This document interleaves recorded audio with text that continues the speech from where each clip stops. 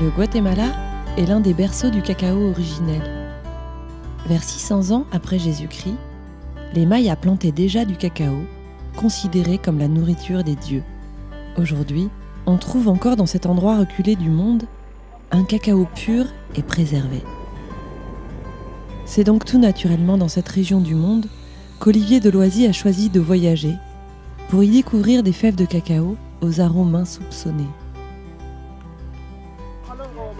Au cœur d'une région montagneuse et sauvage, appelée Alta Verapaz, il a fait la rencontre de frère Christophe, le padré comme on l'appelle ici. Celui-ci a mis en place un centre de traitement du cacao au cœur des communautés Maya Quechí.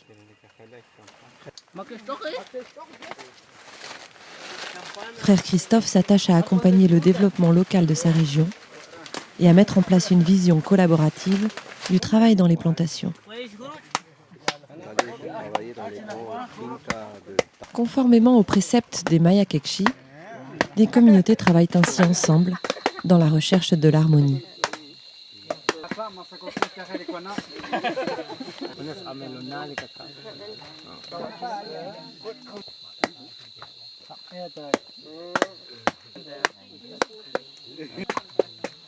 À Santa Maria de Gahabón, la plupart des habitants vivent de la terre.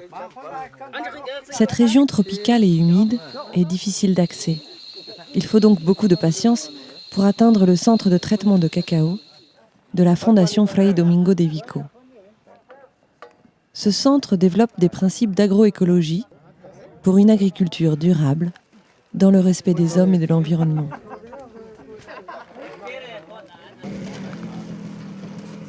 Frère Christophe et la Fondation Fray Domingo de Vico collectent des fèves de cacao de type Forastero Acriolado.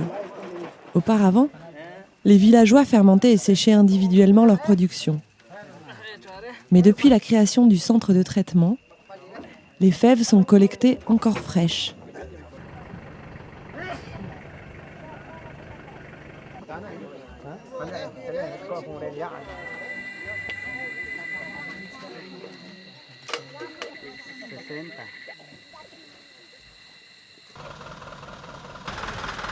Alors, je suis le frère Christophe, je suis de nationalité suisse et ça fait 22 ans que je suis arrivé à Santa Maria Gahabón.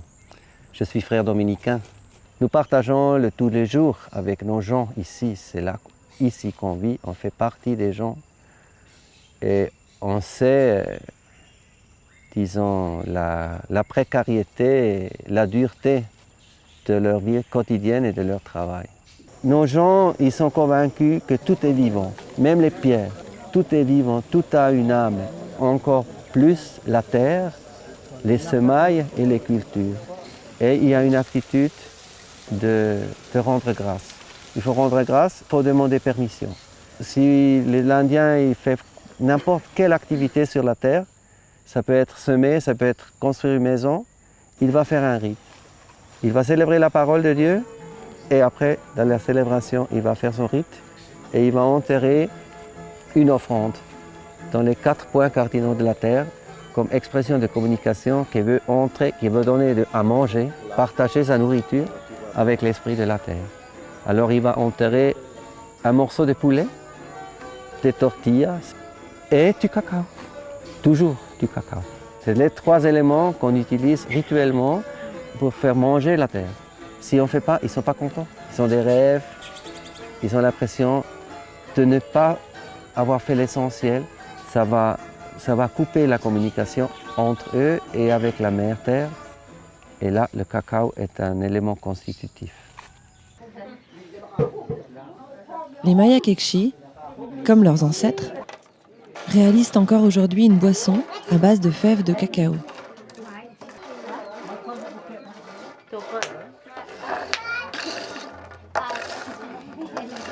Celles-ci sont cuites au feu de bois, puis broyées.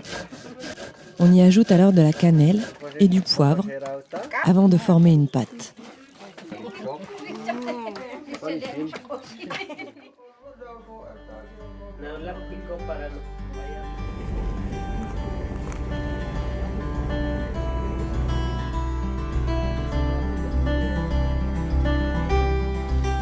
Une fois les fèves collectées dans les différentes communautés, elles sont fermentées dans des conditions optimales au sein de la fondation Frei Domingo de Vico.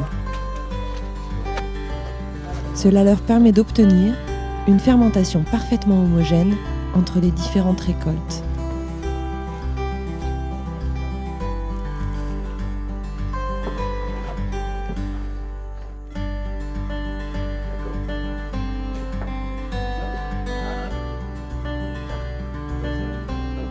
Au fil des années, frère Christophe a formé les communautés à toutes les étapes de traitement du cacao, la récolte, la fermentation et le séchage.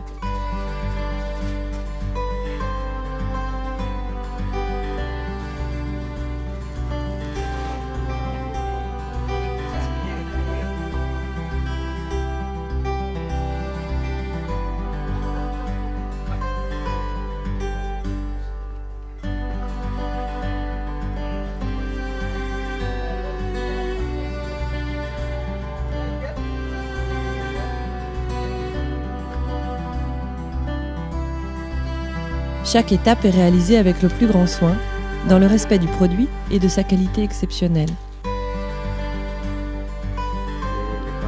Une fois fermentées et séchées, ces fèves de cacao seront prêtes à faire le voyage jusqu'à chez nous.